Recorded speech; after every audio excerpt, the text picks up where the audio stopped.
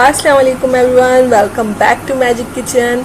आज हम बनाएंगे एक बहुत ही मज़ेदार सी डिश जो सबकी ही फेवरेट होती है। मेरी फेवरेट है, आप सबकी भी फेवरेट होगी। आज हम बनाएंगे चिकन बॉम्बे बिरयानी, जिसका टेस्ट बहुत लाजवाब होता है। आप लोग एक दफ़ा खाएंगे तो बस फिर खाते ही रह जाएंगे। विदाउट टाइम वेस्ट किए अपनी बिरयानी की रेसिपी की तरफ चलते हैं, लेकिन उससे पहले मेरे चैनल को सब्सक्राइब कर लें और बेल का आइकन दबाना मत भूलें, ताकि आइंदा आने वाली हर रेसिपी की नोटिफिकेशन आप लोगों को मिलती रहे। यहाँ पे मैं सबसे पहले ऑयल के अंदर शामिल करूंगी प्याज। यहाँ मैंने 4 से 5 प्याज लिए, इसको बिल्कुल बारीक काट लिया है और इस प्याज को हम यहाँ पे बिल्कुल तल लेंगे अच्छी तरह से, इसका कलर चेंज हो जाए। हमें यहाँ इसको इतना थोड़ा फ्राई करना है। देखिए यहाँ हमारी प्याज का कलर चेंज होना स्टार्ट हो गया है। अब मैं इसके अंदर शामिल करूंगी लहसुन अदरक